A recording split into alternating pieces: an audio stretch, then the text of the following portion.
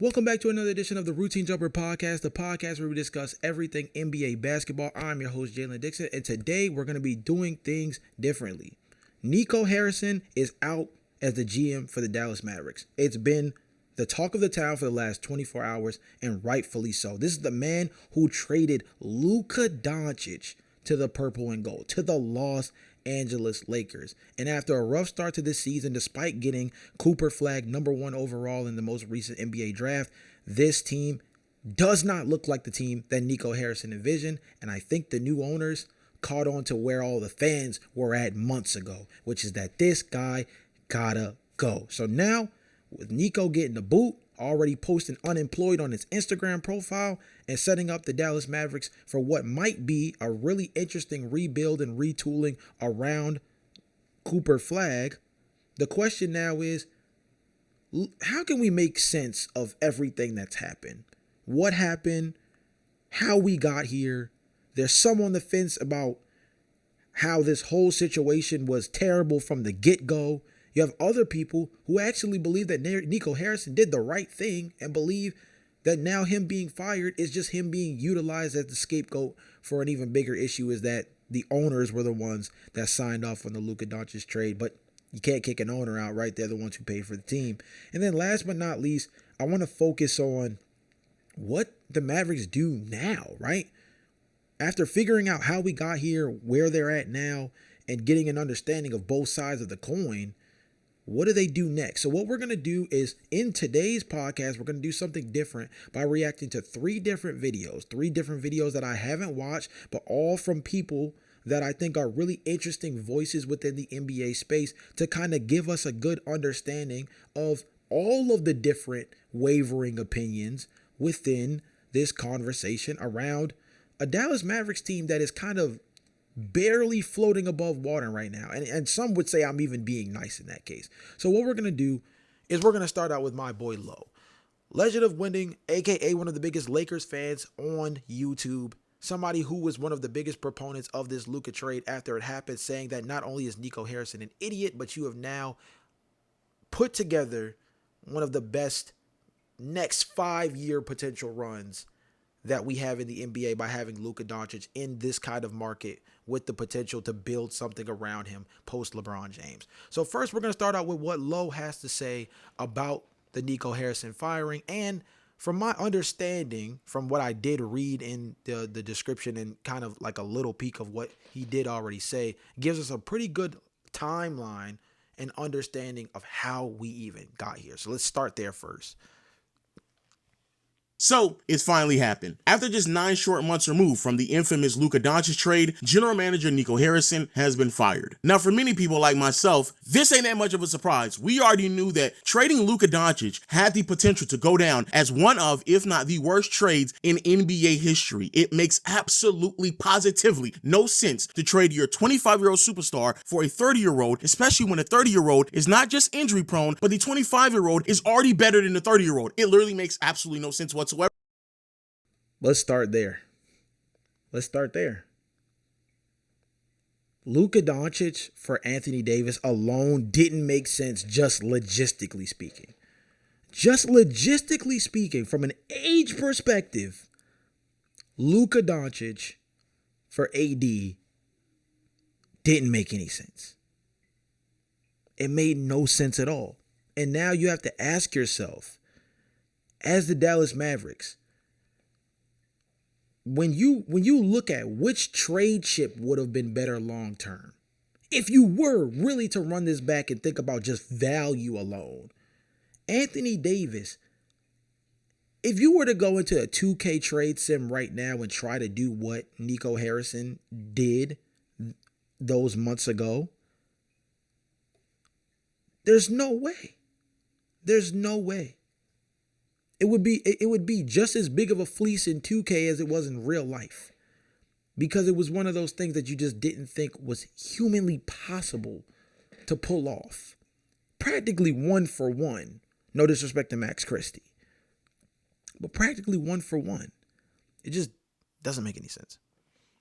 But hey, that's the world that we live in. Now, unfortunately, there was some people in the community that believe that maybe, just maybe, I want to be different and say that Dallas actually won the trade. Or maybe it's even-handed, but I understand why it makes sense to trade Luka for AD. Because when everyone is healthy and ready to go, Dallas is a real title contending team. So because of the different people in the community, as well as Nico Harrison and the rest of the decision makers out in Dallas, we had to sit back and wait for the inevitable. We had to wait to see how undeniable it would be that this was a massive mistake before we came to this conclusion. And I'm here to tell you, the only surprise out of all of this is how quickly we came to this resolution.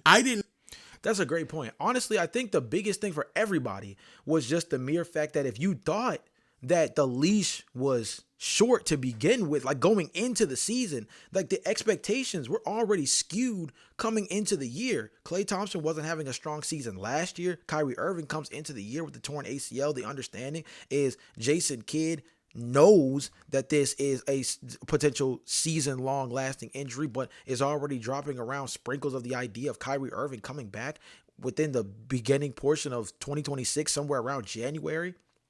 Like, you're playing Cooper Flag at point guard. You're positioning yourself in a way where, with the way the season started coming into the year, it was almost a clear indication that this team was going to go through some growing pains, just given the fact that they were limping into the year. Not to mention Anthony Davis with his injury situation, Derek Lively's missed time, Daniel Gafford's missed time. You brought in D'Angelo Russell trying to make some kind of discount version of the Los Angeles Lakers, but pairing him back with AD, and he hasn't even shown Jason Kidd enough to start at PG. That's why Cooper Flag experiment has been what it's been. And here we are, essentially, less than a full month or just about a full month into the NBA season, and you already are giving up. You're admitting defeat around the situation. You're admitting your faults of allowing things to get to this point before anything has really set itself up to prove you right or prove you wrong, essentially. Not know that it was going to be this bad this quickly. We just made a video about the Dallas Mavericks like 7-10 days ago on this channel, and since then, not only is there even more news, but it somehow has gotten significantly worse. It's crazy bad. But before we do that, again, let's just briefly go over what happened over the last 9 months, because there's a lot to unpack, especially because there's even more information that has happened over the past 10 days. As we all know, February 2nd, early this year, the trade is official. Shout out to the Utah Jazz for just being an innocent bystander. You didn't ref the situation. You didn't try to negotiate or haggle to see if you could get more from anybody within a trade where it seemed like everybody was getting, quote unquote, a good deal out of the mix. No. Utah Jazz, just great mediators in the mix, just allowing themselves to get a quote unquote young talent and 2 second-round picks that should be relatively high or like early within the second round. Nothing crazy for the Jazz, but again, shout out to them for just sitting there and innocently allowing themselves to gain some kind of package of any sort to help facilitate this without having to actually be a part of the overall debate, which is, wow, you traded Luka Dončić for Anthony Davis.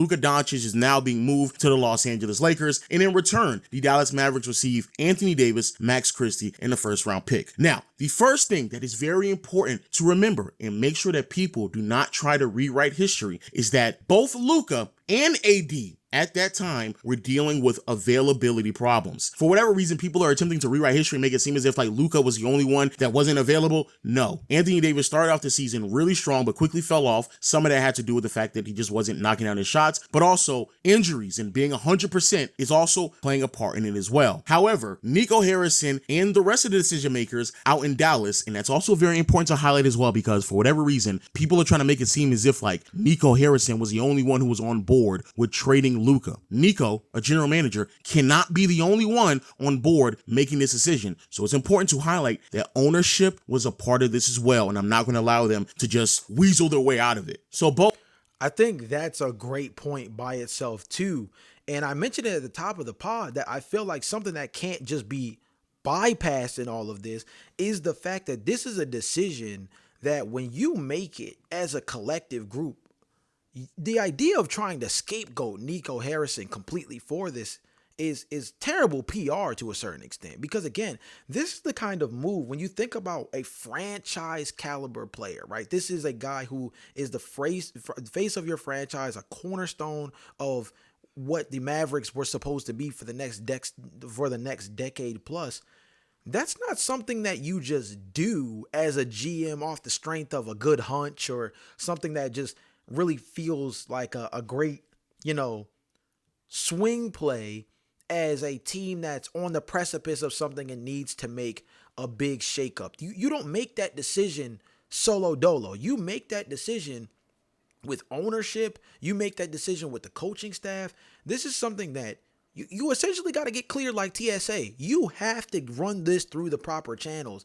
And I know that there's a lot of conversation around the fact that the new Dallas Mavericks owners are not really basketball people. They're not really within the conversation of having a background in basketball fandom and things of that nature. They come from more of a business casino background, and maybe it was easier for someone like Nico Harrison to sell them on said dream of the defense wins championships and leaning into a well-established former champion in Anthony Davis to pair with Kyrie Irving and have this team that's like, built to,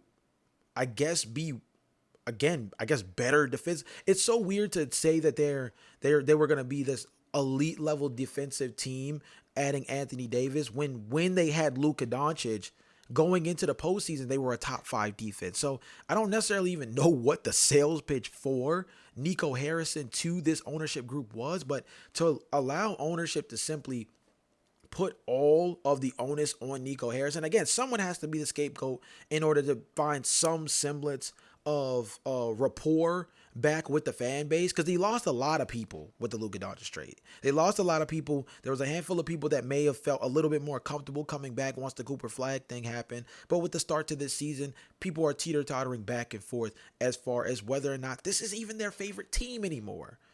And so it's hard to absolve Nico Harrison of any wrongdoing in this, because to even bring the idea to the feet of the owners is already crazy. But then for the owners, even if you have no background in basketball, Google Luka Dončić. Google him and you'll understand what he means to that, what he means, or I guess what he meant to that Dallas Mavericks franchise. And you would have had the wherewithal to say no, which makes it a really big question as to what could have possibly made them green like this. Both Nico and ownership and Patrick Dumont tries to come out and justify the trade by claiming that defense wins championships. And we need players that's going to come in and take this serious, especially on the defensive side of the floor, and that's not Luka. Meet Gym Monster 2. Your all-in-one smart home gym. Set it up anywhere, no limits, no installation. Ownership backs Nico Harrison's claims, and then now we're off to a bunch of slandering of Luka Dončić. Be very mindful that this is an organization that just was a year removed from making a finals appearance, an organization that was just 2 games removed from actually winning a championship. But now, out of the blue, it's gotten so bad out in Dallas that they can't even fathom how they're going to be able to win a championship with Luka. That's how they're pitching it. That's how they were phrasing it. So much so that more and more information and news starts getting leaked out about how much of a degenerate Luka was with his time with the Mavericks. And now people are now backing this idea. Oh, if he was that bad, well, I guess it makes sense to trade him. Now, of course, you already know how I felt about it. Luka could have been doing anything he wanted to out in Dallas, and he still should have stayed on the team. Luka could have been smoking crack. I just would have had a crackhead on my roster and gave him a supermax contract because he is that good of a ball player. However, Nico Harris deemed otherwise. Do we all agree in the comment section down below?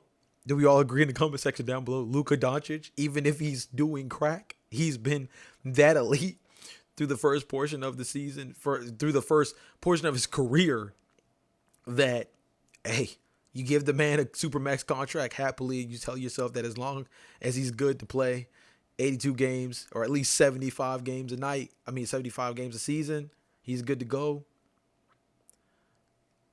Hey, man, So as this is happening and everyone is panicking, it's also very important to acknowledge as well, Nico Harrison decides to trade Quentin Grimes to the Philadelphia 76ers because he believes he doesn't have the capability of paying him in the upcoming offseason. That's important to acknowledge, especially because of where we are today with Dallas. Nevertheless, fast forward a few more games and Anthony Davis finally makes his Dallas Mavericks debut, and it's the entire Anthony Davis experience. He comes out there, he's dominating, blocking shots, grabbing rebounds, scoring points, yelling to the crowd, playing into this idea that AD is here. The new era has started, and I am now the face of the franchise, and I will not let my Dallas Mavericks fans down. But unfortunately, as I said, it's the full Anthony Davis experience. So in that exact same game when he makes his debut, AD injures himself and effectively is now sidelined for the remainder of the season. Yikes.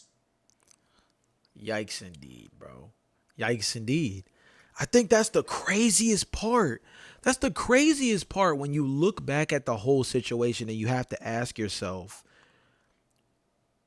what factors do Anthony Davis bring with him from the Los Angeles Lakers, right? When you make a trade like this, you have to ask yourself both what the pros and the cons are. Sure, potential double-double machine, DPOY candidate, somebody who can be a number 2 option, legit number 2 option for you on a championship caliber team. But what comes with that?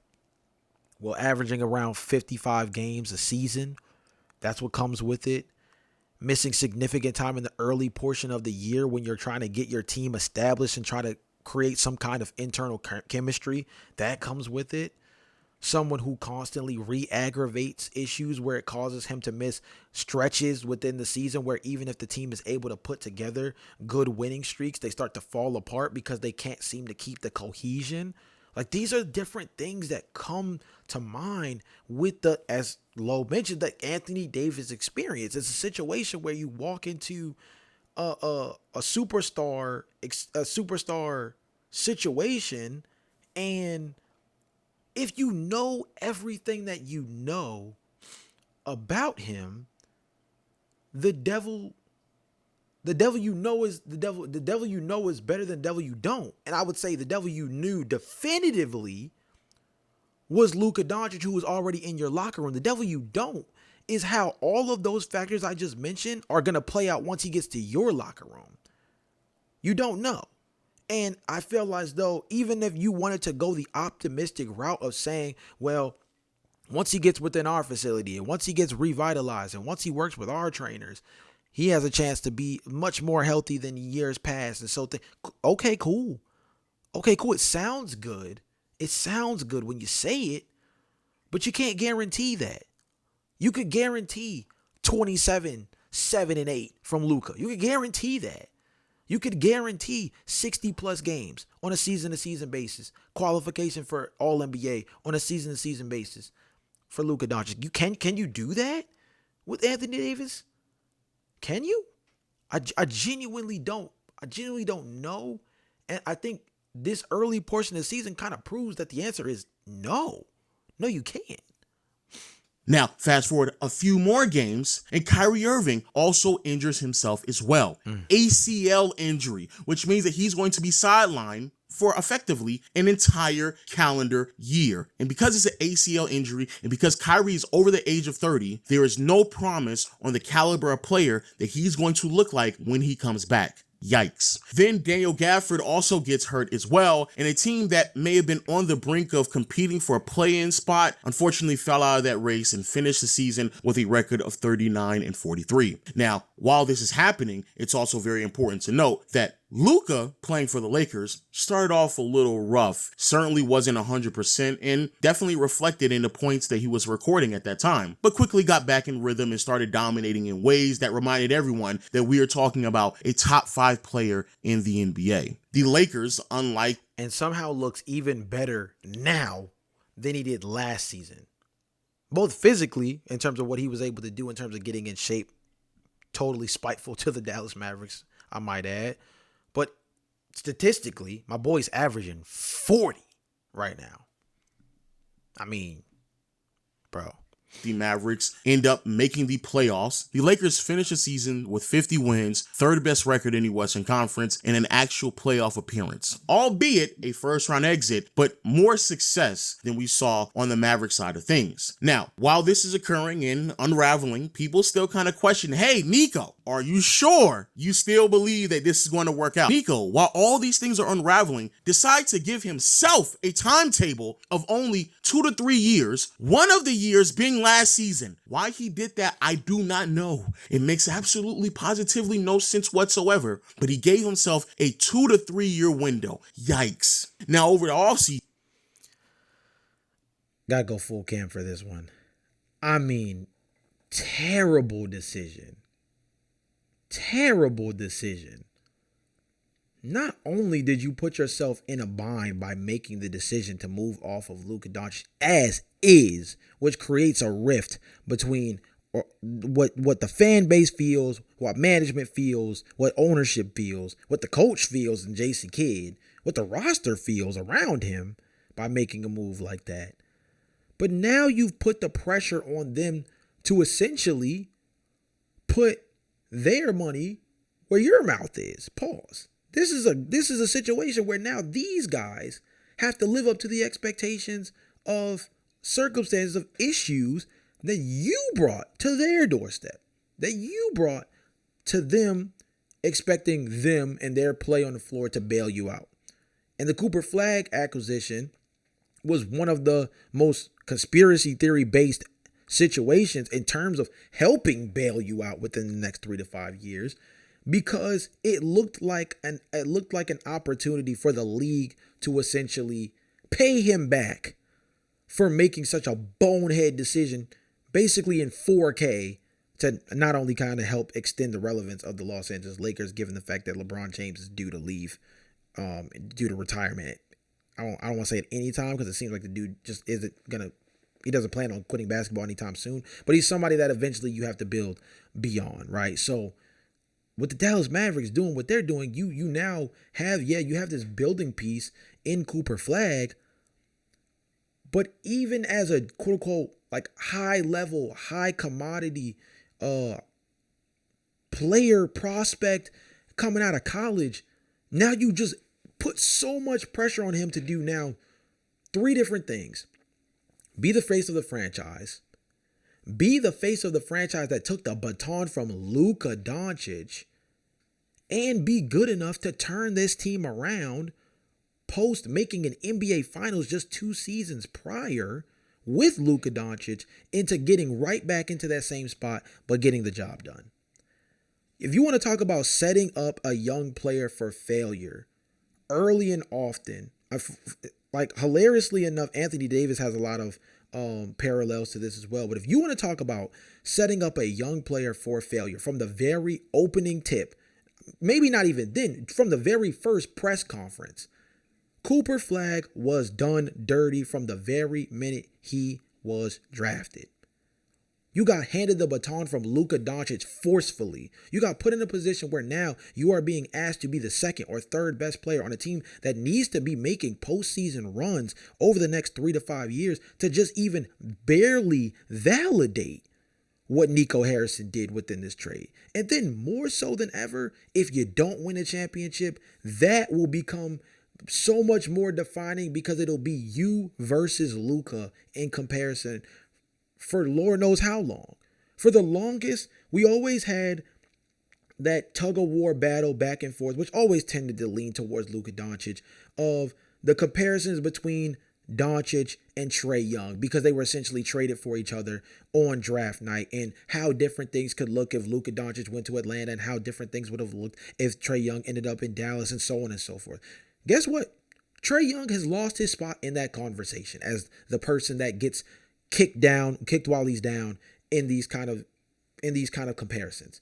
The new poster child for the Luka Dončić comparison train is Cooper Flag. And the terrible part about it is that even if he finds a way to be an all-star, all-NBA caliber player, his success will always be tied to what it is that Luka Dončić is doing over in Los Angeles. And that sucks for him. A few things occur as well. The basketball gods, for whatever reason, decide to just answer all the prayers in Dallas, and the Mavericks end up winning the lottery, the number 1 overall pick in the draft class that features Cooper Flag. So Dallas obviously decides to select Cooper Flag with that pick, and Nico Harrison continues to just talk his way into some of the biggest blunders, sat there and said, hey man, I hope you see the vision now. Hope you see the vision now. Of course, many people then assume, are you insinuating that you were told to trade Luka Dončić because you would then be rewarded with the first overall pick because that's what it sounded like? Or maybe you're just a bumbling fool, a numbskull who really believes that you winning the lottery was somehow a part of your big plan, despite the fact that you told us that you're supposed to be competing for a championship. Hey, didn't make any sense to me. Still doesn't right now. Now, Same. Not gonna lie to you. We just kind of discussed it a second ago, but that's the thing too, right? Is the justification behind the move.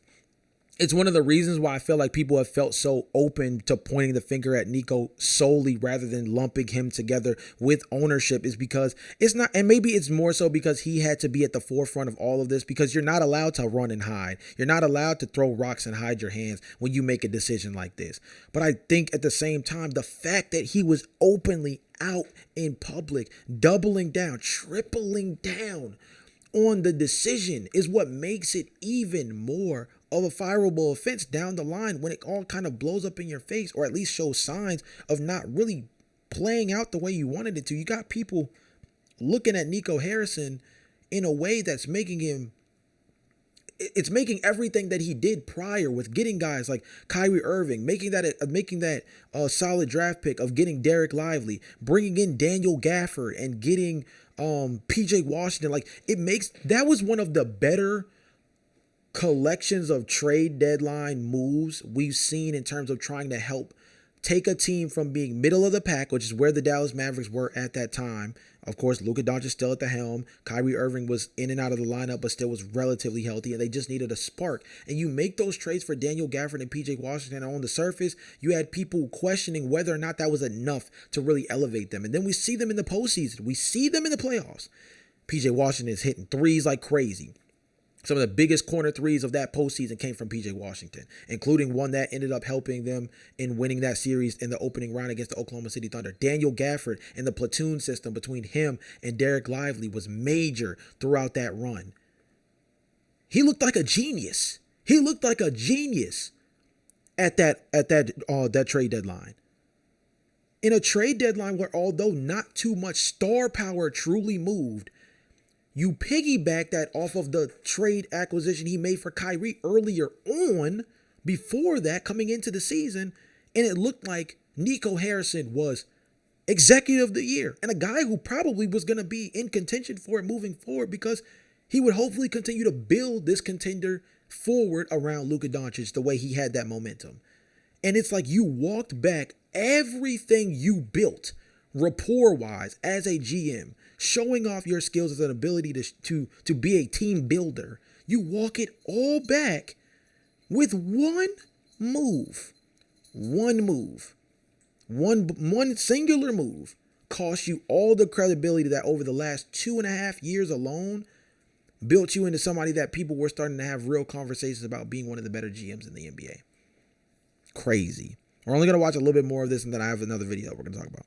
Fast forward a few more months, and it is very clear we're now deep into the offseason, and the Mavericks have a glaring hole at the starting point guard position. Kyrie's going to be out for a good portion of the season, if not the entire year. So, of course, the Dallas Mavericks have to address the concern that is left by Luka Dončić. And their answer was D'Angelo Russell. Yes, I'm very much so serious. This was so problematic that heading into the season, two things transpired.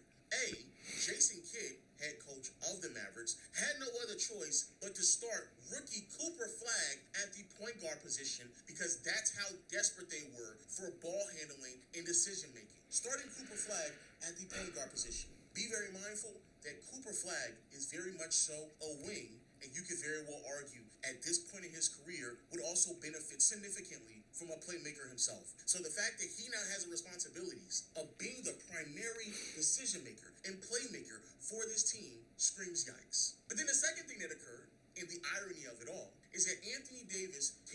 training camp out of shape.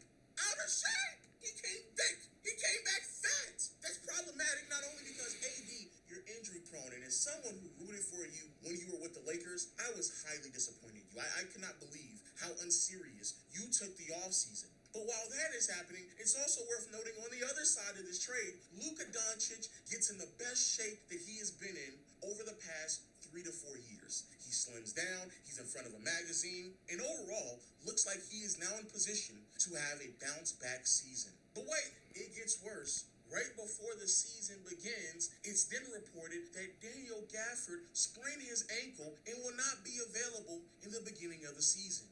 Wowzers. Now, head right into opening night, and you would assume that a team that has a front court of featuring Anthony Davis, PJ Washington, Derek Lively, a team that is supposed to plant their flag defensively, will be able to make a stance against a young up-and-coming superstar in Victor Wembanyama and get a win over a team that they should be dominant over.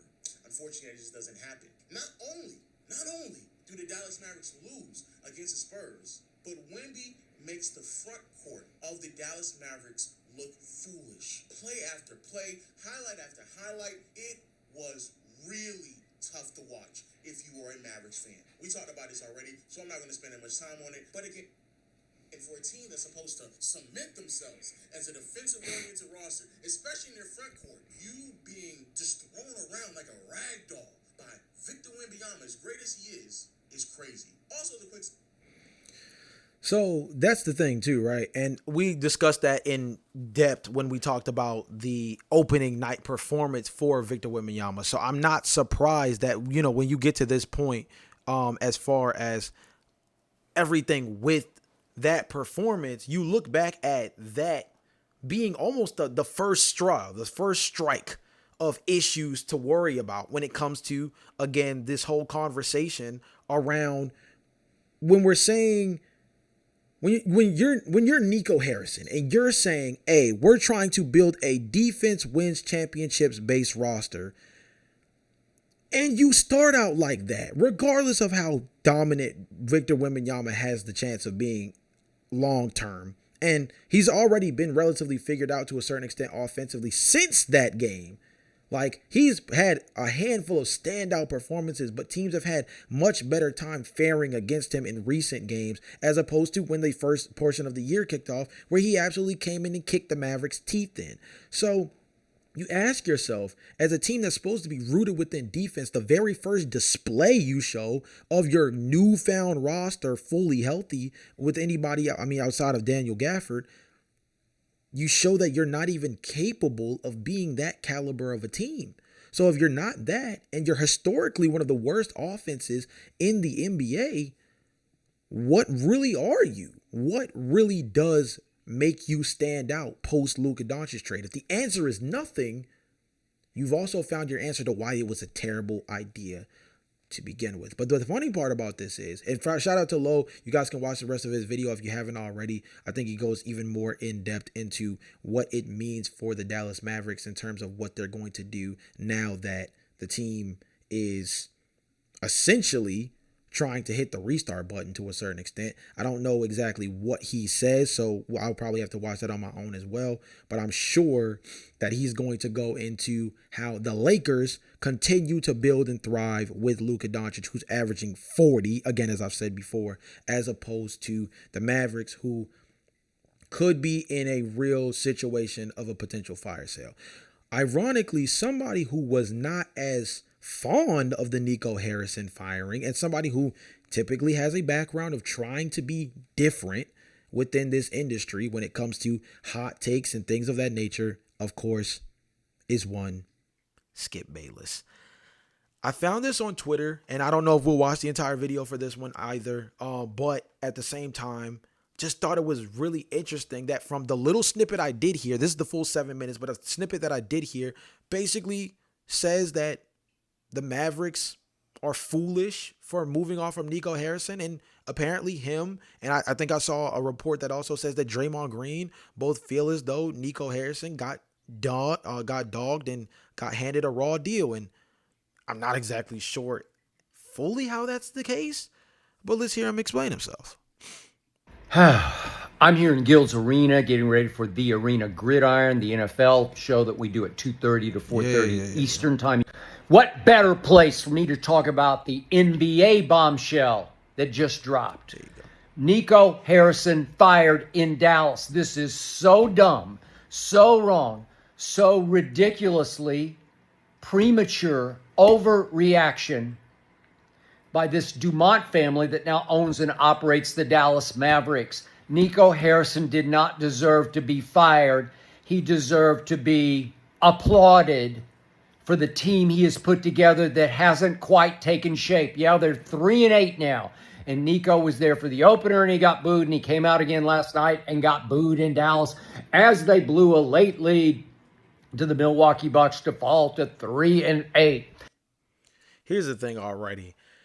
By you saying he needs to be applauded or should have been applauded already is a slap in the face to what you said throughout that portion of the explanation. Because again, being booed and being demonstratively referred to by Mavericks fans is already sending you that message of, again, being alienated as a fan base by the fact that a decision was made. A person has a face attached to the decision, and he is actively walking around acting as if his decision makes sense, was meant to truly come to fruition in a way, and essentially puts you in a weird spot if you're a Dallas Mavericks fan, because you have to ask yourself, why would I clap for a guy that from the very minute he made the decision threw all the trust I had in him away?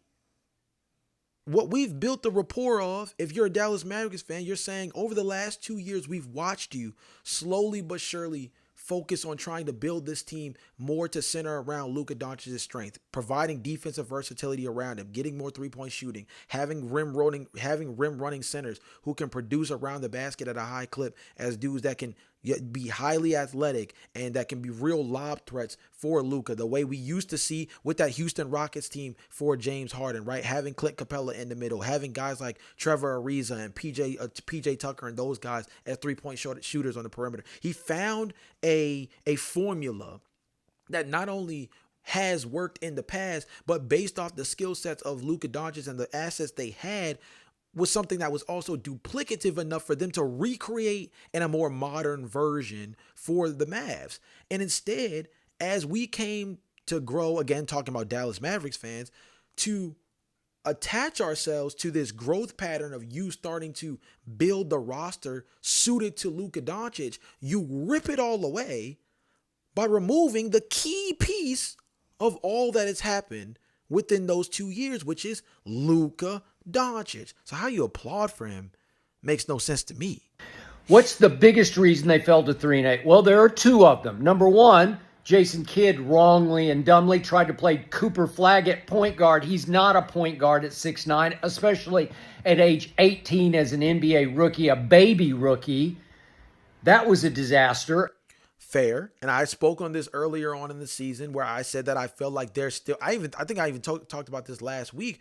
The idea that Cooper Flagg being point guard was always going to be a debacle because of the fact that he is a play finisher. He is a high energy, high effort guy. He's always played next to other ball movers, Colin Kneppel, Liam McNeely. He's played in systems where he, although was the most talented player on the team, was never asked to be heliocentric, was never asked to be a primary ball handler, was never asked to be someone who constantly initiates offense and is with the intention of trying to set guys up. He's a guy who is a high energy play finisher. He's a secondary rebounder. He is somebody who is great on the offensive glass. He is somebody who, although can get to that mid-range shot very lethally, he is still someone that at the same time is trying to refine his offensive game in terms of what he's able to do in isolation. And when you look at some of the greatest point guards across the league right now, some of the best point guards, even at the middle portion of the tiering at the point guard position, the most important factor at the PG spot is the ability to shot generate. And that's something that Cooper Flagg, again at an 18-year-old stint, still is trying to develop a certain level of consistent offense enough to be played through as that lead initiator, as that lead ball handler on a night-to-night basis. So I do agree that this wasn't a great move, but I also would say that from a developmental standpoint, in this time frame where they felt like they didn't have a true point guard to rely on, there were still some things they could have gained or could gain from having Cooper play a little bit of point guard. The issue more so was sticking with it in a sense of not having anybody really to eventually relieve him of this duty, because clearly D'Angelo Russell was not that, and it doesn't sound like there have been any real conversations around the Mavericks targeting a point guard to potentially take this off his plate as well. And I think that's the biggest thing that hurts them. And then, yes, you're right. Anthony Davis, once again, has been hurt. He pulled a calf. He's missed 6 games. He wanted to play last night. They said, hold off, hang on, wait. Let's make sure you're right for the long stretch of the NBA season. Which you should do, given the mere fact that every single time that Anthony Davis allows himself to come back on the floor within the first 24 to 48 hours of when it sounds like he's been cleared for real NBA action, he ends up re-aggravating it within a week or two of when he gets back on the floor, which then positions another setback for him and positions the team to once again have to adjust to life without Anthony Davis. And I'm going to remind you, even if you say he's always been hurt, yeah, Anthony Davis is a flat-out stud, difference maker, life changer. He did lead Kentucky to an NCAA championship. That we can't do that. We're not doing this. Age 30 plus Anthony Davis. We talk about what my boy did at 18, 19 years old at Kentucky. Be for real. Be for real. When we start making claims like he did lead Kentucky to an NCAA championship, we're losing the plot on who Anthony Davis has carved himself out to be in the NBA. Is he an elite player when healthy? Yes. Is he one of the best defensive options in the NBA when healthy? Yes. Is he somebody that I think is capable of being an MVP caliber player when healthy? Yes. You know the crazy consistent thing about that entire run that I just went on is none of those things have come to fruition. He hasn't been a DPOY. He hasn't been an all-NBA caliber player over the last 2 to 3 seasons.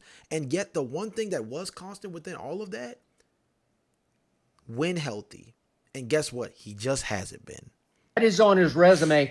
And he did lead LeBron's Los Angeles Lakers, albeit in the bubble, albeit a Mickey Mouse championship, but he led them to that championship as a Laker. He's got championship in his makeup. Mind you, he just said that the championship was Mickey, but he's got championship DNA, yet anybody who addresses that championship run as Mickey is giving the perception that they didn't meet the kind of resistance, they didn't meet the kind of expectations that tend to come with a true championship run under different circumstances. Obviously, the bubble was one of the biggest debacles we've ever seen, not just in NBA history, but in sports in terms of getting a different feel for the game in a scenario under stress, under pressure, under the weight of societal issues as well at that time. You're essentially saying that he has championship DNA, while on the front end of that, again, kind of giving him a backhanded compliment because you acknowledge that on that same championship run, that it wasn't to the caliber of what a truly respected championship run would look like. This team is going to be very good if, in fact, he stays healthy. And I've seen him stay healthy for long stretches and be the best two-way player in all of basketball. The combination of his monster offense with his defensive demon defense, demonic defense, game-changing defense, it makes him more valuable than Luka Dončić. Full cam. Can't. What? It just doesn't make any sense. It just doesn't make any sense. And you're talking to somebody who is so I lean so heavily towards giving the nod to the two-way player. I always do, because I think the upside of being a high-level defensive player while being able to go out and average, 18 plus points, 20 plus points a night, it makes you a special talent because you're somebody that's able to impact the game on both sides of the floor in a way that makes it where you're always going to have to be game planned for your complete package, not just for what you're able to do stuffing the stat sheet. But to say that is more valuable than Luka Dončić and what he brings to the table, I think is not factoring in what Luka Dončić does in terms of being able to get his teammates involved as a passer. I think what you see with DeAndre Ayton so far this season and just how easy the game seems to look for him as a rim roller this year. Like, we've seen more than a few instances. That game against Charlotte was a perfect representation where there were a handful of pick and roll opportunities in the first and second quarter of that game where DeAndre Ayton just simply ran the floor. Had a really good pick and roll slip screen to the rim. Doncic puts it right where it needs to go, and DeAndre Ayton does the rest. And Ayton hasn't had a passer like that since Chris Paul. You can make the argument that with the attention that Luka Dončić requires on the perimeter, paired with the kind of high upside he has as a passer, that Ayton hasn't played with anybody who's able to really maximize his lob threat ability the way Luka Dončić has so far this year. So you take away things like that. You take away the game breaker ability that Luka Dončić has as a scorer in the terms of being able to put real pressure on the defense, where similar to how we used to talk about Steph Curry, like he could put together so much of an offensive flurry that it actually flusters the opposing team in a real way because they're looking at the situation like, this guy can't seem to miss. He's getting everything he wants. And no matter what kind of shot he takes, it just always looks like it's going in. There's an intimidation factor that goes with being just so offensively dominant. And so you're almost bypassing that by simply saying, well, Anthony Davis is the two-way player and Luka Dončić doesn't play any defense. Well, guess what? Luka Dončić was on a top 5 defense just 2 seasons ago. And even if we was the weakest link, it wasn't enough to truly hurt the rest of what was around him. And if anything, he's easy to build around with more defensive infrastructure, as we saw Nico Harrison do 2 seasons ago, because he's so dominant offensively that if you just get a handful of guys out there that can shoot the 3 and defend at a high level, he can carry you the rest of the way. And essentially, that's a good part of what got them to the NBA Finals, was guys hitting timely 3-point shots and everybody being able to guard at a high level, and Luka Dončić bringing the rest home. So you're diminishing what Luka Doncic's impact on the game as an elite generational offensive player is, to try to make a point about a two-way player who, again, also is only this caliber of a player when he's actually healthy and on the floor, something you can't necessarily hang your head on. Cooper Flagg last night, ironically, had his first good game as he gets his rookie legs underneath him. He had 26, 9, and 4. He did. It looked that he's going to get nothing but better. Kyrie Irving is said, even according to Kyrie, to be on schedule to come back. I don't know when, first of the year, maybe mid-season, but he's going to be back. I've got these Dallas Mavericks playing the Oklahoma City Thunder in the Western Conference Finals. You can book it. They are that good. They have a chance. I said Thunder in 7 over the Mavericks. That's how loaded the Mavericks are going to be.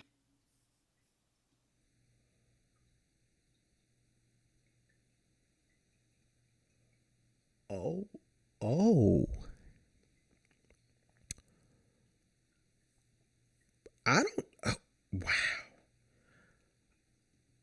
I don't know what else he says. And I'm gonna tell y'all the truth. I don't care. I don't care. I could care less. If Skip Bayless is right, when the season is over, there are a ton of things that had to have leaned right in the Dallas Mavericks direction. yes, you can rebound. Yes, you can rebound from 3-8. Yes, you can genuinely bounce back from a 3-8 start and get things back on the road. But shouldn't the Nico Harrison firing signal to everyone that some version of a fire sale is coming? The way that you dust your hands off of the situation with Nico Harrison is by essentially separating yourself as much as humanly possible from the things that he had his hand in. Could you find a way to send Klay Thompson back to the Golden State Warriors on a friendly deal and hopefully get some kind of young asset back, or at least a early second round pick or something, just to, get him out the way? Potentially. Do you move off of Anthony Davis and send him somewhere like the Miami Heat, or send him somewhere like, I have no idea. We're going to watch a video in a minute where I think there's a couple of ideas that could be thrown out there, but like, do you shop PJ Washington? Do you shop Daniel Gafford? Like, everything points to this team positioning themselves to really hit a strong reset and detach themselves from the Nico Harrison era as much as humanly possible, because even though Nico may not be there, the players, and by proxy the expectations attached to those players, position them to still be in this conversation of, so are they supposed to be on the timetable of 3 to 5 years? Are they supposed to be this elite level defense that's going to be making a run at perennial postseason visits? As long as the roster still looks in the mold of what it was that Nico Harrison built, everything that came with that is still intact. And so that sends the message to me that, like, there's no way in the world that this team is gonna face the Oklahoma City Thunder, who will be the number 1 seed. So essentially he's saying that the Mavericks are gonna win in the play-in tournament and make it as an 8th seed in this upcoming playoff picture. Not only do I not think they're going to be there, I genuinely don't know if Anthony Davis is still going to be on the team to help them do it. And I think that's kind of one of the most important points. But with that being said, I think this is a perfect way to transition to our very last video we'll be reacting to. And again, this will be another one where we don't watch the entire thing, but it's going to be something where we get the chance to get an understanding of what the Dallas Mavericks do next. I think the biggest thing next for the Dallas Mavericks is to figure out, A, are they trading Anthony Davis? B, what is the market for someone like Anthony Davis right now? And C, do you feel good moving off of Anthony Davis, even if the value you get in return is nowhere near what you would think he would be worth given name value and everything else? Because I think there's a true reality where Anthony Davis is not going to go for what Mikal Bridges went for. He's not going to go for, I don't think he's going to go for what KD went for. There's a world where somebody, if this Anthony Davis side of things falls apart within Dallas, and they're just like, we need to move off from him, we need to separate ourselves as much from this Nico Harrison move as possible, whatever we can get, whatever the best thing we can get, we'll take it is. There's a world where the Dallas Mavericks are going to get fleeced again, essentially, all to try their best to take themselves away from the drama that's been built over the last 4 to 5 months. And that's crazy to think that there's going to be a team that, despite everything we've said about Anthony Davis in this video, is going to get a real high upside defensive player added to their roster. Could you imagine if he gets added to the Miami Heat next to Bam Adebayo? Could you imagine if they were able to move him, ironically, to a team like the San Antonio Spurs, where Anthony Davis could be the 4 like he's always wanted, and the guy next to him playing the natural traditional 5 is Victor Wembanyama? Because the San Antonio Spurs have the scratch to be able to do so. And from both a pick equity standpoint and young assets they could potentially send to Dallas to sweeten the deal. Could you imagine Could you imagine a universe where the Oklahoma City Thunder are just like, look, we got 1.5 million picks.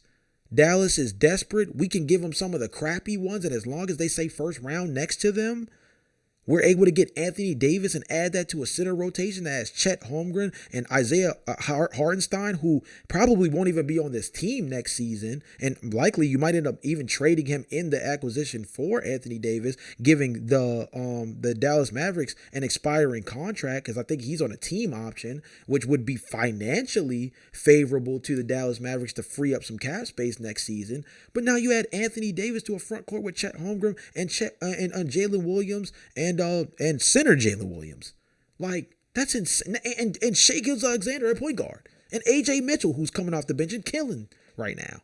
Like, there's teams that have the scratch to give them a low ball deal that's still just good enough to look like something to the Dallas Mavericks, to essentially kill two birds with one stone. On one front, you get away from the centerpiece of the Nico Harrison debacle, which is trading for Anthony Davis. And on the other side, if you're able to get a first or multiple firsts of any kind for Anthony Davis, regardless of how valuable they are, you take those and you take your ability to now lean into roster building around Cooper Flag long-term over being stuck in the quicksand of being attached to this situation. Last but not least, we're going to watch this portion of a video where Zach Lowe on the Zach Lowe podcast discussed some potential trade scenarios, some fake trades for Anthony Davis. So we're going to hear one or two of them. Check out the podcast for yourself to hear the rest if there's a bunch that are listed, because this is only like very early on in the podcast. We're going to listen to a handful of the trade situations that he comes up with. I'm always interested in fake trades from Zach Lowe, so I thought this would be like a good little mini exercise to hear what he puts together and kind of not necessarily grade the trade, but ask ourselves, how does it work out for both teams? Kind of similar to what I mentioned with the Oklahoma City Thunder in terms of being able to move off of Isaiah Hartenstein and a couple of first-round picks from teams that they acquire first rounders from that might not be as valuable. But again, the title of first rounder might just be glaring enough that with him an expiring contract and Isaiah Hartenstein and maybe Ousmane Dieng or something like that to help sweeten the deal, you now get Anthony Davis, who is cost controlled, and you add him to the Oklahoma City Thunder. Or again, you have a team like the San Antonio Spurs who have the scratch to be able to make a move for him. Let's hear what Zach Lowe has as a couple of ideas. What do we think? I mean, who is going to be do you think there's going to be a team? Is there a team that is close, that thinks they can compete this year, or do you think that it's a next 2 years thing? Like, based on because it's pretty iffy. I mean, he's what? Is he 33 now? Almost 33. Luka is almost 27. 6 years up. It's emblazoned in my brain. Almost exactly 6 years up. Who's going to be most motivated to do it, though? Is it somebody that you think this year thinks they have a legitimate shot, or is it somebody like the Kings who's just like, why not? I think the Kings are going to go the other way and just try to hell to just get out of this team and tank, and that's it. And they're going to realize that their guys don't have a lot of trade value, but that's a different story for the hashtag Kings. You say motivated, I say desperate. You'd have to be desperate.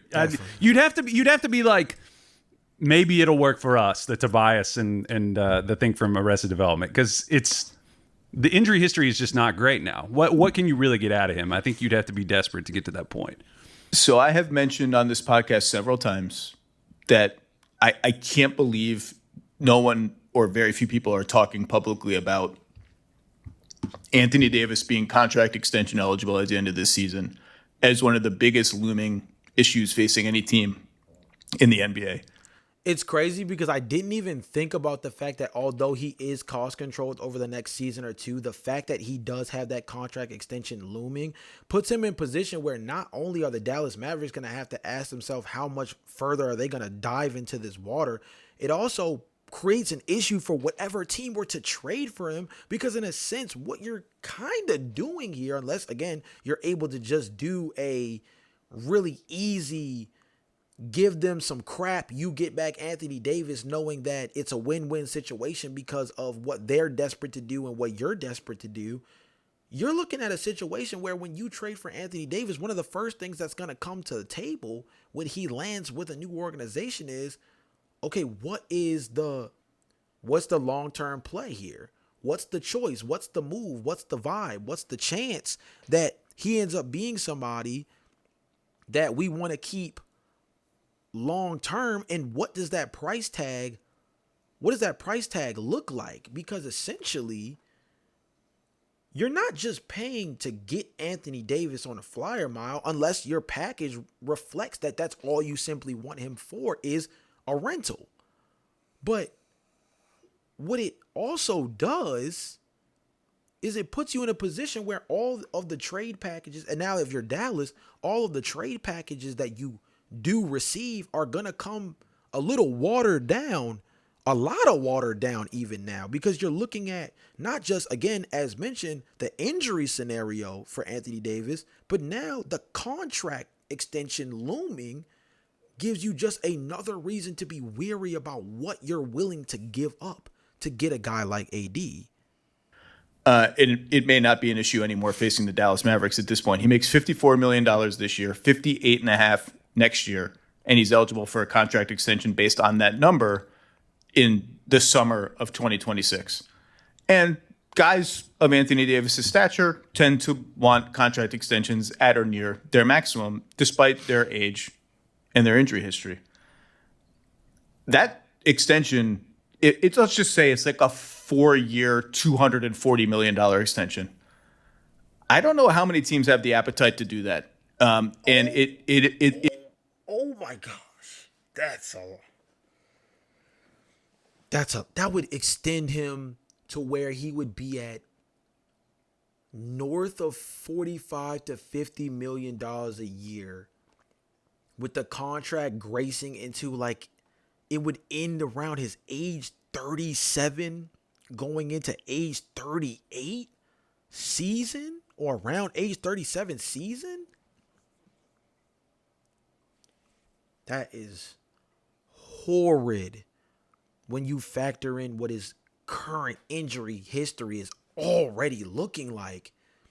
And now you think about his advanced age.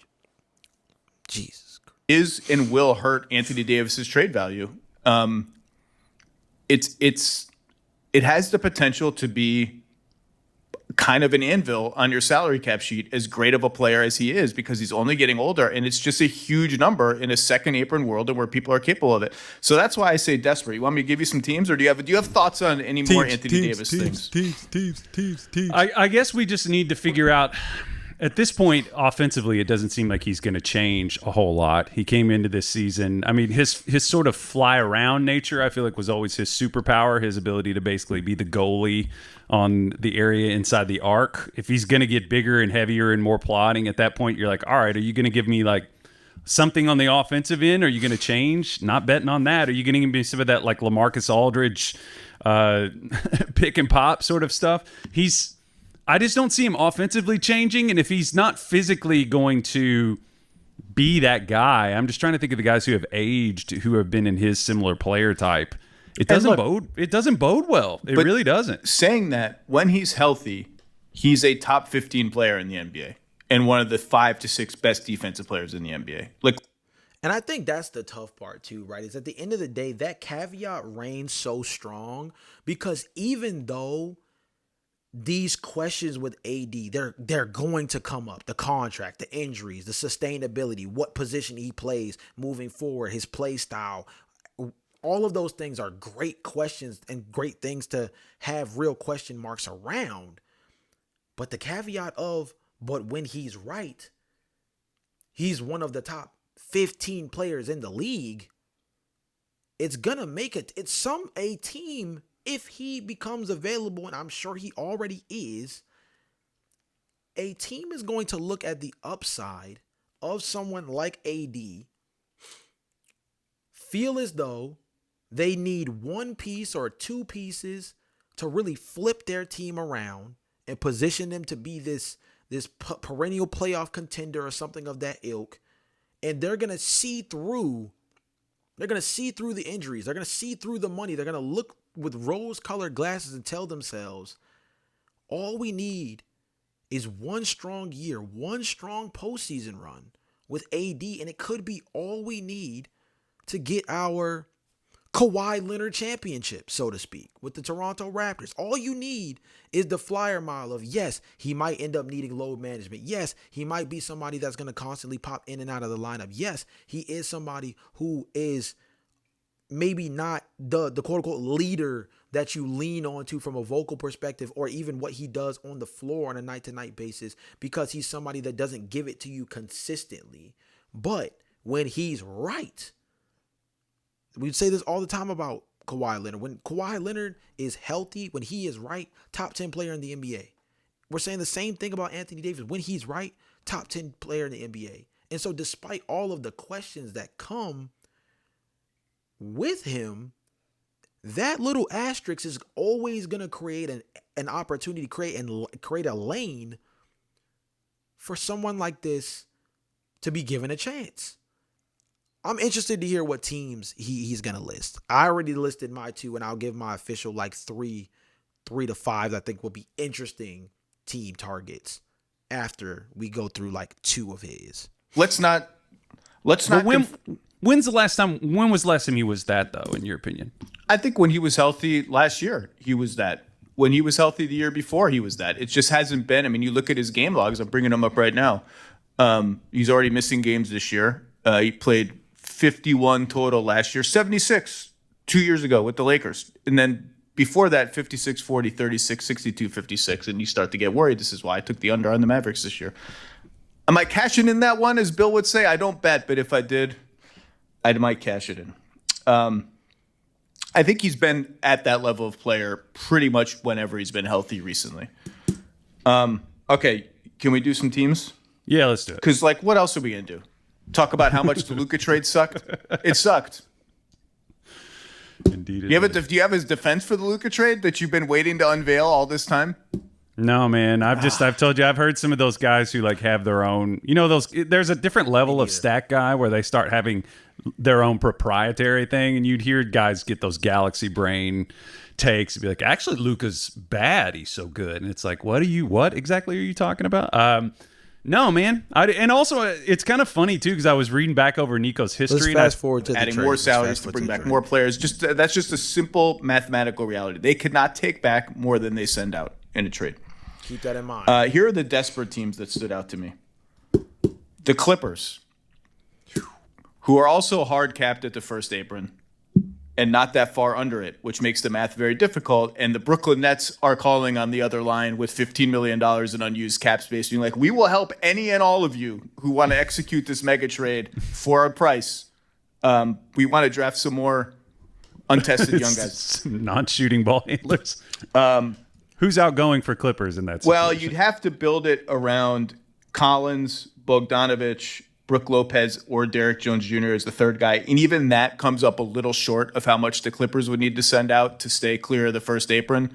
And you want to say picks. I mean, the Clippers do control, I think, at least one pick, maybe 2 down the line. I just again, I'm prepping Dallas fans. I don't know that you're getting 3 unprotected first-round picks plus this poo-poo platter of players I'm talking about. You're definitely not getting that. Let's full screen for this one. Let's make it very clear. There's no way that you're getting multiple firsts, like 3 decent firsts along with a player-centered package. You're probably going to get 3 or 4 players. Again, from an aggregation standpoint, I'm glad Zach threw that out there. Something to keep in mind with these fake trades is from an aggregation standpoint and what they're going to have to bring in order to make the salary work. They're not going to be able to attach anything to Anthony Davis in order to send him out. So it's going to be Anthony Davis for a group of stuff, just a bag of chips, one leftover Oreo, a pack of gum, and a bus pass worth of stuff that the Dallas Mavericks are just going to have to make the most out of, because there's no world where they're going to be able to get a pick-centered package, because from a salary perspective, he is owed a lot of money, again, in the 40 plus, 50 plus $1 million range over the next 2 seasons, paired with the fact that the teams that are going to be willing, the teams that are going to be desperate enough to make the move for someone like Anthony Davis, is practically not going to be a team that doesn't really control their I guess you could say their NBA draft cupboard fully over the next handful of seasons. Again, you have, when we talk about desperation, now if you're talking about luxury items, right? And you're looking at, again, teams like San Antonio, teams like Oklahoma City. Those are teams where you can view Anthony Davis as like a luxury item. Oklahoma City, for example, with the Nikola Topic situation, he's somebody who is now going to miss a second season. And it's a luxury item that he was somebody they were able to draft in the first round, right? The guy they drafted from Georgetown, Thomas Sorber, again, luxury item at the power forward position that's going to miss the entire year. And yet here we are looking at them like, yeah, well, it's just another first round pick they get to put in their rotation down the line as a guy that's cost controlled and somebody who they can build up through the developmental ranks. Like, they're a team that can kind of just throw stones at the wall, and if they put a hole in them, hey, we'll just patch over them. No biggie. But teams like the Clippers that are going to make these kind of moves, they don't have the kind of draft capital to litter this thing in a way where you're going to get a whole bunch of future compensation back. You're looking at guys who hopefully have only a year, maybe two with a player option or a team option on the back end that can be cost controlled to either be reflipped or be expiring contracts that allow you to open up some real cap space down the line. But the idea of getting like real good, solid draft capital, I don't see it. I don't see it at all. So then you'd have to add in more Clippers players, and Dallas would have to add in more play. That's where the third team comes in. That was the thought. Does he fit great with Zoo? I don't know. Like it's you just said all this stuff about his offense and how he plays center. Basically, Zoo's a great center. They're not trading Zoo in this scenario. I just think you're like, what we have may not be working well enough. And let's take a shot on being like a crazy good defensive team and have Harden, Kyrie, AD, and Zoo. By the way, the funniest possible trade is Kawhi for AD. Just like take this and take some aspiration sweatshirts. We both need a palate cleanse. Even that. Yuck. Yuck, by the way. That is nasty word. That doesn't work under the apron rules. So that was one thought. Any thoughts on Clippers? Clippers, by the way, look bad on both ends of the floor. And in the Clippers' defense, I remember arguing with Bill about this. I don't think the Clippers thought they were like title contenders with this group. I think they were pretty realistic about, if things go well, we're a 48-50 win team, fourth seed, need to catch some breaks in the playoffs to beat the juggernauts above us or have any chance. They look much worse than that right now. Thoughts? Yeah, if you get a team that is glacial by nature and by age, I mean, defensively, it's interesting because you would have some matchups in the West that could be pretty interesting if they got, in a situation to play the Rockets. But I still think the Rockets would just jump on their heads like a younger dog on an older dog. But I guess the attractive thing is if you're looking for like expirings and picks, right? If you can get, Bogdan is, of course, you're getting him for 2 years. Collins for a year, player option. I don't know. I don't love that one. I don't know. To be clear, I'm not going to give you any deal that you're going to do backflips over if you are. The Clippers can trade a couple of picks they've already swapped.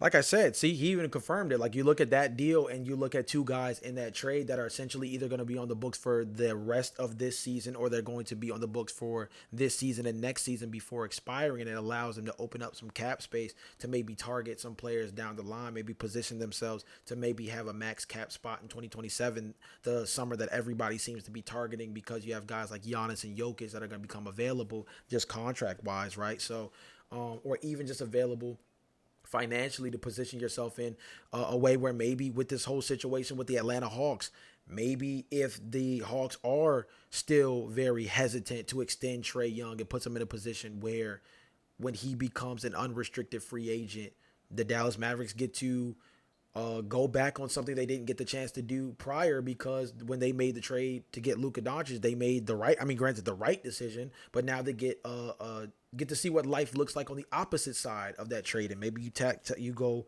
after a guy who's based in, the southern area, comes out of Oklahoma, growing up wise, and you get someone like Trae Young to be part of that rebuild next to Cooper Flag, and have a real distributing ball handler, and have somebody who can be a knockdown 3-point shooter, and somebody who's good at setting up guys in the pick and roll and operating, where you can just allow someone like Cooper Flag to be a real play finisher. And yeah, maybe you can build a more defensive oriented group around Trae Young, the way we see the Atlanta Hawks do with grabbing Nickeil Alexander-Walker, what Jalen Johnson has been able to be for them, Onyeka Okongwu grabbing Dyson Daniels in that trade for DeJounte Murray. And maybe the Dallas Mavericks keep that quote-unquote defensive mindset, but with somebody at the point guard position next to Cooper Flag to help create more real infrastructure for the team. So maybe something like that. Maybe that's something that you position yourself for, where it's not necessarily reaping the fruits of your labor immediately with what you see in the trade package, but it's what it means down the line for the expiring contracts, what kind of money frees up, the kind of space you'll have financially to then go out and target guys who might be a good fit next to Cooper Flag, and you look at it that way. But again, yeah, the idea of having a trade package that like people are going to be like doing backflips over, I totally agree. It's not very likely. We'll do one more trade package. So you're getting a bad pick likely, and then I think 2031 or 32 they can trade. This is a little out of left field, and we're not going in order of likelihood. I'm just going in sort of thematically. The Bucks always seem to pull a rabbit out of a hat, and you can make a deal of Kuzma plus Miles Turner plus a first-round pick for Anthony Davis. I'm just saying, like, the team's playing pretty well, and again, at whatever team trades for Anthony Davis, like, you got to eat that extension, probably. Yeah, for sure. And that's a big deal. And you're trading, Miles Turner's a good player on a much smaller salary. I have no clue. It's not like I've talked to the Bucks about this. It just happened today. That's, just Giannis and AD. Okay. I mean, I could get with that. I'd watch that. I think the funny part about that one is you position yourself in a couple of win-win scenarios. Obviously, Miles Turner has a base in Texas in terms of his background dating back to college. So the idea of kind of reuniting him with that community puts him in a really good spot center-wise. You give him a stretch big next to Cooper Flag, who can be more of your like traditional floor spacing center in today's league. When I say traditional, I say as a modern center, that's what the requirement now really is to be somebody who, yes, has the ability to put your back to the basket, but one of the things that makes you a legitimate threat is your ability to step out and shoot the three ball and be a real rim protector, right? Your Brook Lopez's of the world or others who kind of really embody what that looks like, and you'd have that floor spacer in Miles Turner.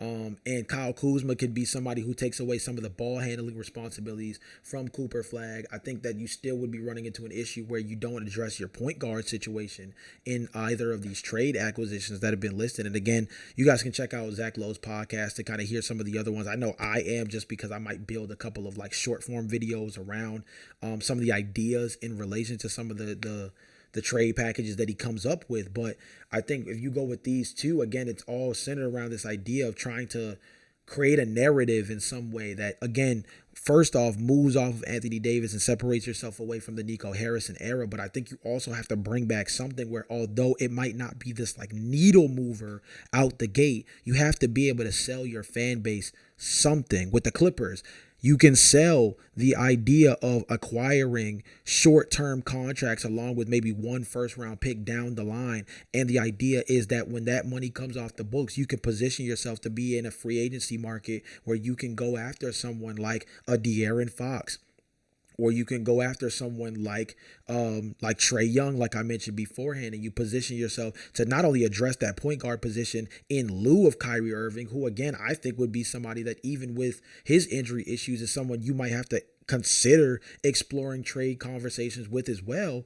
So not only do you save yourself from the situation of if you need to replace Kyrie Irving as well, you have this long-term point guard option that has the ability to grow next to someone like Cooper Flag, but also Trae Young or someone like Trae Young or someone like De'Aaron Fox, if you have to play them next to someone like Kyrie Irving is so elite off ball as much as he is on ball. Is he Steph Curry operating off of ghost screens and things like that off the ball? No, but is he a highly talented off ball player just as much as he is an on ball player? Yes, he proved a lot of that in the time frame playing next to, ironically, Luka Dončić. So now if you have to get a ball dominant point guard like a Trae Young, like a De'Aaron Fox, in order to kind of, reap the benefits down the line of trying to build a team that's more cohesive with not only what, Cooper Flagg's timeline is, but more so just rebuilding this team entirely, maybe you position yourself financially to be in the mix for those guys, right? On the other hand, you have a team like the Milwaukee Bucks where, again, maybe you're selling the dream of bringing in somebody who's like a quote-unquote hometown kid in Miles Turner. Again, you bring in Kyle Kuzma, and although you might not be high on Kyle Kuzma, he doesn't have a long contract still left on his, so he's somebody that could be a potential expiring. Miles Turner is somebody that just got re-signed, just got signed to like a 4-year, 5-year contract, so his is pretty lucrative, but again, he's a center that at least A, has a pretty decent health history, number one, and B, fits a bit more in terms of what you would want next to Cooper Flagg in terms of floor spacing and things of that nature. So a lot to kind of like really get into when it comes to this situation. And we'll only kind of delve into this even further as more and more reports come out and more names are added to the pot as potential suitors for Anthony Davis if the team does decide to really truly shop him. And I think they should. I think the biggest takeaways from this podcast, and I know this podcast is running a lot longer than the ones I usually record, but I think that's just due to the magnitude of this news, because this news is built off of one of the biggest trades in not just NBA history, but in sports history, right? So I think if I had 3 big takeaways from this podcast, I think number one is that Nico Harrison was not in this alone. He was not in this alone, and I think that the ownership group knows that. And I think that they're going to have to take that in consideration when they look at guys like Klay Thompson, Anthony Davis, Kyrie Irving, PJ Washington. They're going to have to take that in consideration when they ask themselves, how much longer can they keep themselves connected to the things that Nico Harrison had his hands in terms of building this roster to what it is now? That's number one. Number two, I believe the biggest thing is that there was a false perception around what this team was capable of coming into the season. I think a lot of people believe that the 3-man front court of Cooper Flagg, Anthony Davis, and Derek Lively, paired with hopefully getting a healthy Kyrie Irving down the line, would be enough to put them in a position to kind of live up to some of these early expectations that Nico Harrison built.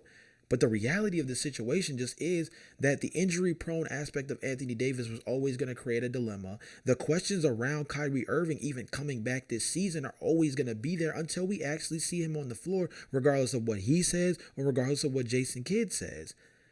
And then beyond that, I think the third thing and the most important thing is, regardless of what this organization feels moving forward in terms of what they want to do with the roster, it's going to be an uphill climb in terms of trying to put them back in position to look like a team that's competent again.